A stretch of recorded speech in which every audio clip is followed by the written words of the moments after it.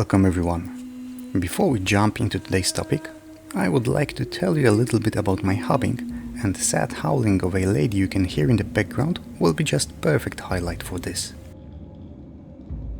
You see, while I'm doing voiceover to this video, it is a truly late evening. I don't know why, but this is my favorite time to do my hobby. It has something magical in it, something special. Right now there is bracing wind blowing outside. Leaves moved by it are making this rustling, relaxing sound. If you listen closely, you can even hear frogs croaking in a nearby pond. Well, actually you can't hear it because of my mic that does not catch those sounds, and before mentioned sad lady singing in the background. As those nature sounds are enchanting, I often turn on one of my favorite podcasts, grab a brush. And enough of this sentimental talk, we have a journey ahead, journey into the green, and I really do hope you are ready.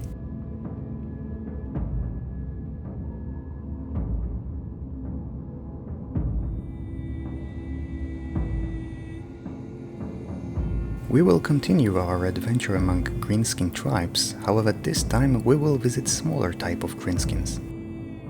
Sneaky, stealthy, treacherous and vicious goblins of various flavors. One may think that this is a pretty unreliable company, and that is the honest truth.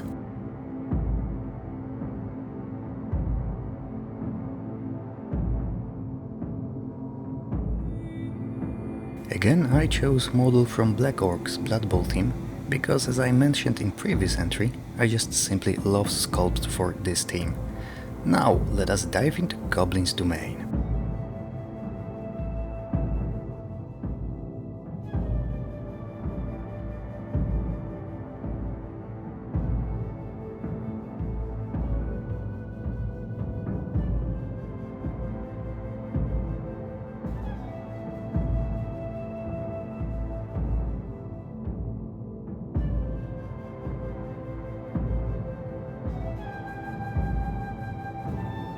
Now, who the goblins actually are?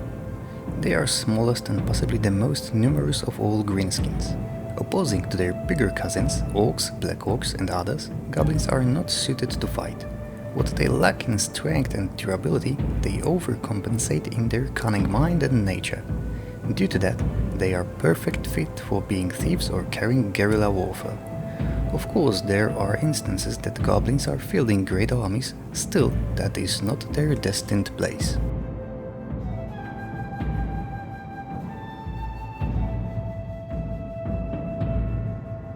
However, let us leave topic of goblin warfare for now.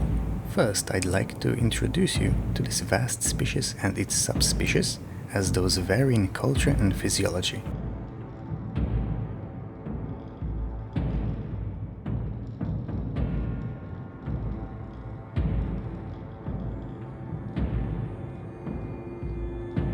There won't be too much to talk about our first pick, as those are smallest and the most miserable of all goblin subspecies. Those are called snutlings, and they have absolutely no use in any greenskin society whatsoever. For bigger greenskins, they are pets or emergency food source in times of great need. It is not recommended to be a snutling. And so we have them covered. There is nothing more to say about those.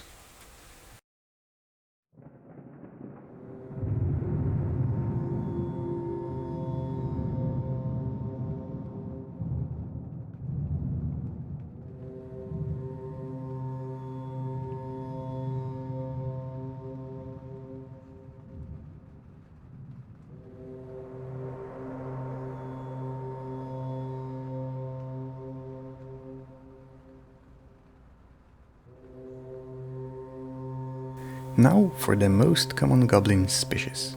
Those are called plain or common goblins. Despite being generally small, they can vary in size, however all of them are evil-minded, cruel and petty creatures. As mentioned before, their role in greenskin society is not fighting. This task is reserved for orcs. Goblins are used as main labor force in greenskin tribes. They are providers of food as hunters or herders. They also act as builders of settlements for their tribes and serve as crafters of tools, weapons and outfits. Goblins are able to develop such skills as a result of being far more intelligent than orcs. Still, greenskin societies are based on brutality and strength, and being cowardly and weak does not reward you with high position in such.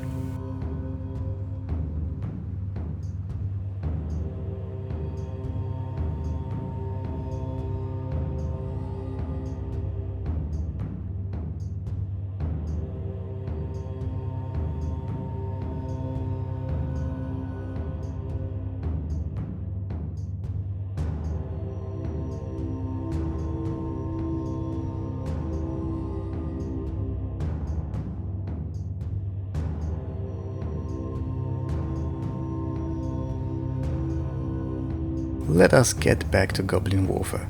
As weak and cowardly as they are, they do not pose much of a threat to the enemy. While in battle, they would rather run from the enemy than face them in a fight, except instances where victory is absolute certainty or where they actually outnumber the enemy. Other than that, goblins prefer to fight from distance using bows of a questionable quality or spears for larger opponents.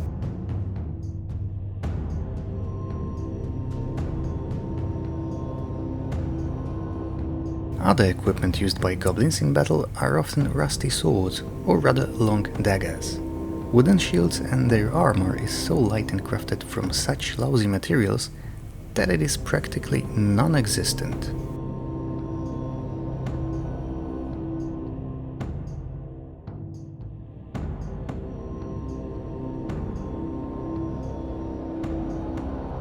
However, sometimes goblins do separate from their biggen cousins and create their own independent tribes. Not all of those tribes have stood the test of time. Those most successful ones were formed by wolf raiders living in the Badlands Desert in the south, or night goblins tribes dwelling within the eastern mountains.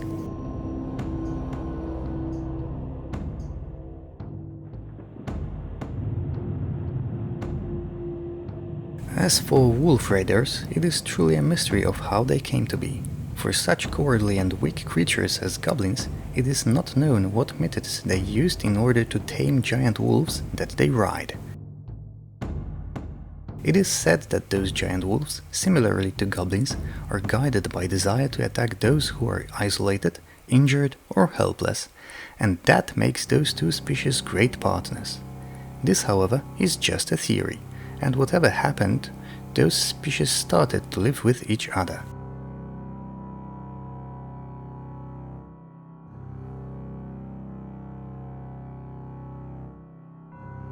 Wolf Riders tribes are respected even by orcs. They serve in Greenskins armies as a scouts, fast light cavalry and trackers, as they can outrun almost everyone except the fastest steeds of mankind or elves.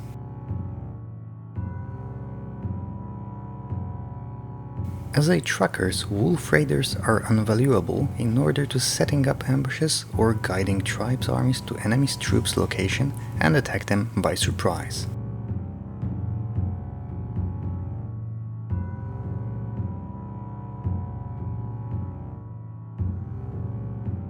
While in combat, those fearsome raiders use bows to unleash a rain of arrows upon their enemies and move back before enemies' response. Riders use that tactic very often. Sometimes, however, they dare to make an open charge against more vulnerable or smaller units, such as artillery. Let's not forget, however, that those are still goblins and still are cowards, to put it simply. And when the situation on a battlefield is dire, they will run for their lives.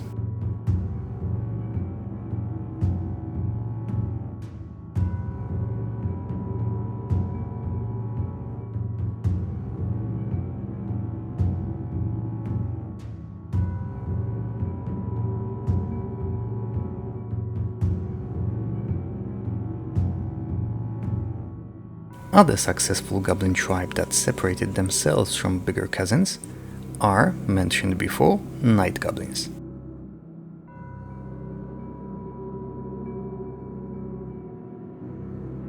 Their name comes from their lifestyle and habits. This species of goblins dwell within tunnels of the World Edge Mountains in total darkness. Night goblins simply hate light, be it sun or any other source. Their vulnerability to light has such a high degree that even moonlight may harm their skin. Night goblins wear pitch black clothes in order to cover their skin from light. But where do they come from? In ancient times, a tribe of goblins sheltered themselves in the tunnels and caves of the World Edge Mountains. Those tribes stayed there for much longer, as in fact lived for generations in total darkness. This subspecies of goblins evolved in such a way that they developed exceptional night vision in exchange for ability to tolerate light.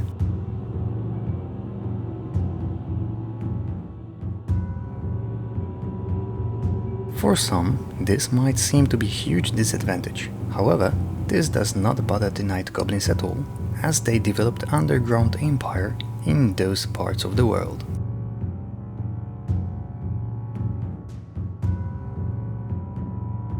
One of the most interesting aspects of night goblins' habits comes from Flora living in their underground settlements, specifically various kinds of mushrooms and fungus.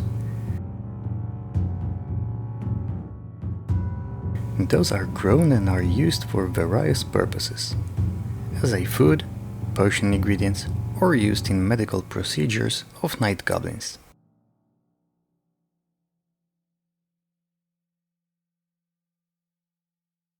Some kinds of mushrooms are also used as a bait for creatures known as cave squigs. Night goblins are reckless, and due to lack of common sense, they often experiment with dangerous toxic mushrooms, consumption of which causes them to have hallucinations.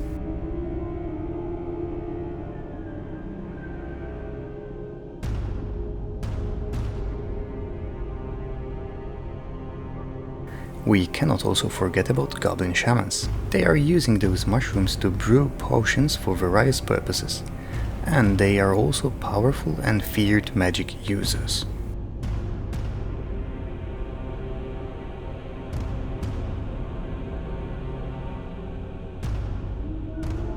What about their warfare? As night goblins are smaller in size and even more cowardly than their regular brethren, they have to make it up with kind of powering up substance.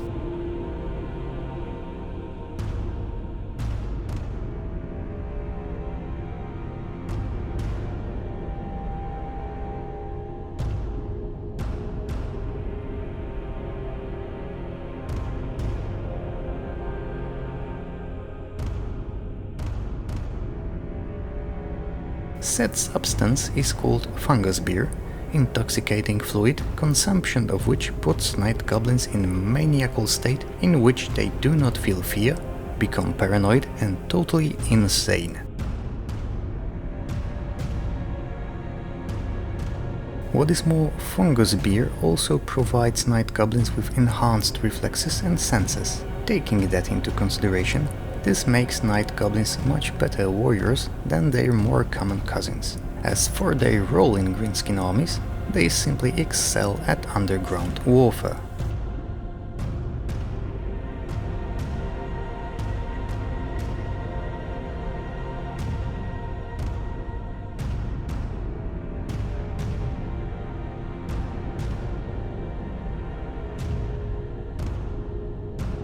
As for other subspecies of goblins, we have the forest goblins, who dwell only in forests, hence the name.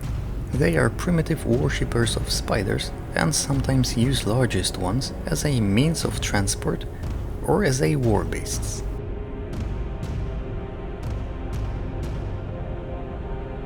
Next up, there are goblins known as fire kobolds, those adapted to living in volcanic areas.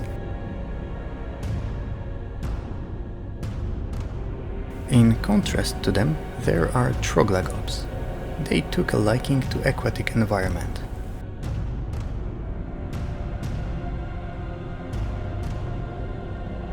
There are also frost goblins that evolved from escaped goblin slaves in Nagaroth.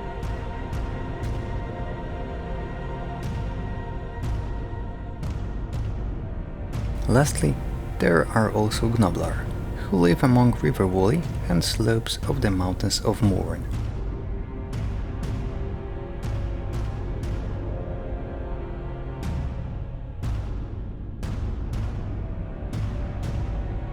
Before we will end this journey, I'd like to mention that first iteration of Warhammer rulebook had a very different goblin species classification. It simply were Great, Lesser, Knight, Red Goblins and Hobgoblins. In the latter editions, Great and Lesser Goblins became Common Goblins, and the Red Goblins disappeared, never to be mentioned again.